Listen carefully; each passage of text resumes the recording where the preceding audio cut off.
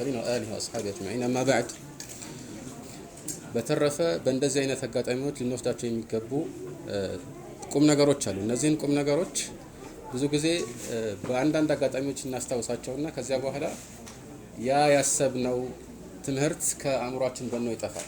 ይህ እንግዲህ የሰው ልጅ አንድ ባህሪ ነው። አንዳንድ ጊዜ አንዳንድ አጋጣሚዎችን ተጠቅሞ ራሱን መለስ ብሎ ይመለከታል። እነዚህ አጋጣሚዎች ባለፈው ጊዜ ደግሞ ተመልሶ ወደ ነበረው ጥንቱነት ወይም ደግሞ ዝንጉነት ይመለሳል ማለት ነው። ይህ ትክክል እንዳልሆነ አላህ Subhanahu Wa Ta'ala በተለያዩ አንቀጾች ላይ ያስታውሰናል። ይሄ የምንኖርበት ህይወት የፈተና ህይወት ነው።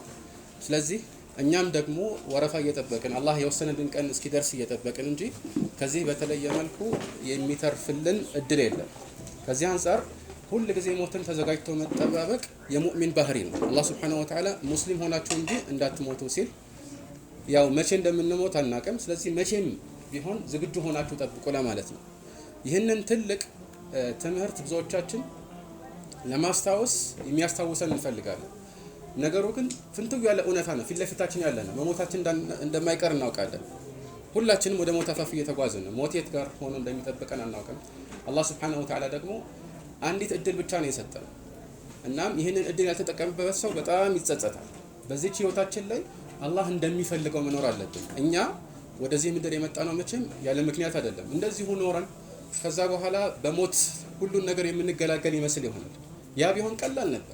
ነገር ግን ከዛ በኋላ በዱንያ ላይ ላሳለፍነው ለእያንዳንዱ እርምጃችን የምንጠየቅበት ቀን አለ።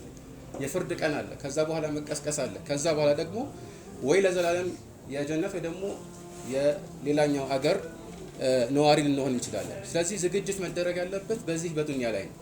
እነዚያ በአላህ ያላመኑ ካህዲያንን አላህ Subhanahu Wa Ta'ala በእሳት እየቀጣቸው ወደፊት ምን እንደሚላቸው ሲጠቅሰልን أولم نعمركم ما يتذكر فيه من تذكر وجاءكم النذير فذوقوا فما للظالمين من نصير لا ማስታወስ የሚገባው መገሰጽ የሚገባው የሚገሰጽበትን ያህል እድሜ ያላቆየናቸው ነበር ወይ ይላል። ስለዚህ እድሜው ትንሽም ቢሆን አንድ ሰው በዚህች እድሜው ተጠቅሞ አላህን Subhanahu Wa Ta'ala ማወቅ፣ የሱን ትእዛዛት ማክበር፣ የከለከለውን መከልከል፣ በዚህ ህይወት ላይ ማድረግ የሚገባው ነገር ሁሉ ጸንቶ ማድረግ ይጠበቅበታል እንጂ አንዳንድ ጊዜ ብቻ እንደዚሁ ልቡ ምናልባት ሊርስና በአንዳንድ ምክሮች ሊስተካከል ይችል ይሆናል። ያ ሲሆን ጥሩ ነው። ግን ችግሩ በዚያ ላይ አይጸኑ። ሰዎች ሳይጸኑ በዚህ ዝንጉነታቸው ላይ ወደፊት ይቀጥላሉ። ያ ነገር ደግሞ ትልቅ ዋጋ ያስከፍላል ማለት ነው። ስለዚህ ራሳችንን መርምር። ህይወታችን ምን ይመስላል? ሰርጋችን፣ ለቅሷችን፣ የምንከተለው የምናከብረው ማንን ነው? በምን አይነት ጎዳና ላይ እየተጓዝን ያለ ነው? የሚያስጨንቀን እጅግ በጣም እንቅልፍ የሚነሳን ሐሳብ ምንድነው? የዱንያ ሐሳብ ነው ወይስ የአኺራው? አላህ Subhanahu Wa Ta'ala በእርግጥ በቁርአን ላይ ወላ ተንሰ ነሲበከ ሚነ ዱንያ ይላል። ከዱንያ ድርሻህን አትርሳ ይላል። ግን ይህ ማለት ከዱንያ ላይ ድርሻችንን መርሳት እንደሌለብን አላህ ሲያስታውሰን ዋናው ትልቁ ትልማችንና ሐሳባችን ሁሉ በአኺራ ላይ ያነጣጠረ መሆን አለበት ማለት ነው። ያ ካልሆነ ግን እንዲያው በተቃራኒው አኺራን አትርሱ ነበር ይባል ነበር። አላህ አኺራን አትርሱ አይደለም ያለው። የአኺራ ጉዳይማ የሚረሳ አይደለም።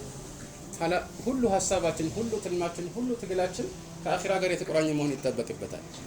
ስንነሳም ስንተኛም ሁሌም የአኺራ ጉዳይ መጀመሪያው ርዕሳችን ሊሆን ይገባል እና ይህ ደግሞ በእያንዳንዱ የህይወት መስካችን ላይ የሚንጸባረቅ ነገር ነው። ሌላው ቀርቶ እንደ ሞባይላችን ላይ ለምሳሌ የምንመዘግባቸው የጥሪ ስልኮች የጥሪ ድምጾች ምን አይነት ናቸው? ምናልባት ብዙዎቻችን ትኩረት አንሰጠው እና ይሄ ምናልባት ከትልቅ ወቀሳ ሊያድን ይሆን ይችላል። አላሰብንበትም። ሙዚቃ ፈልገን አይደለም ምን ይሆናል። ግን ምን ያህል ተጨናቂ እንደሆነ አንድ ሰው ያሳያል። ሙእሚን የሆነ ሰው ሁሉ ጊዜ መጀመሪያ መስፈርቱ የዲን መስፈርት ነው። የአላህ Subhanahu Wa Ta'ala ትእዛዝን አከብራለሁ ወይስ አላከብርም? የአላህን Subhanahu Wa Ta'ala ክልከላን ተላልፍ ያለው ወይስ አልተላለፍኩም የሚል እንጂ እንዲሁ የሚመቸው ወይም ደግሞ ደንታቢስ ሆኖ ምንም ይሁን ምን ከቆብ የማይቆጥር ከሆነ ይሄ የሙእሚን ባህሪ አይደለም። ይሄ ገፍላ ወይም ደግሞ መዘንጋት ስለ ትልቁ የመጨረሻው ዘላለም ህይወታችን አለማስታወስ ትልቅ ሞኝነት ነው የሚሆነው ማለት ነው። ስለዚህ ራሳችንን ከእንዲህ አይነት ሞኝነት አላቀን በብልሃት መመራት። ትልቅ ብልሃት ማለት ይሄ ነው።